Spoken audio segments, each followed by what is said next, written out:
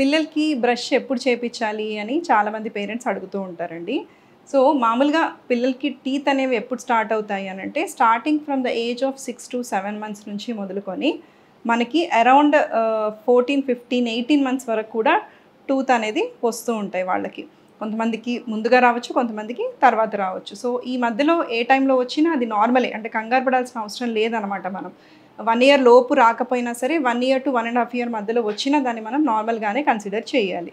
So, first of all 1, 2 teeth రాగానే మనము brush చేపించడం అనేది స్టార్ట్ చేయొచ్చు. అప్పటి వరకు అయితే సాఫ్ట్ క్లాత్‌తో గమ్స్ అనేవి క్లీన్ చేసుకోవాలి. వన్స్ ప్రాపర్‌గా టూత్ వచ్చిన తర్వాత మీరు బ్రష్ యూజ్ చేసుకోవచ్చు, సాఫ్ట్ బ్రష్. టూత్ పేస్ట్ ఏది వాడాలి అని డౌట్ ఉంటుంది. సో, ఏం చేయాలి అనంటే లెస్ దాన్ 2 ఇయర్స్ పిల్లల్లో యూజువల్లీ స్పిట్టింగ్ అనేది వాళ్ళకి రాదు. అంటే మనం బ్రష్ చేపిస్తాం కానీ యూజువల్లీ అది మింగేస్తూ ఉంటారు పిల్లలు. సో, వాళ్ళకి ఏం చేయాలి అనంటే non fluorinated toothpaste use చేసుకోండి.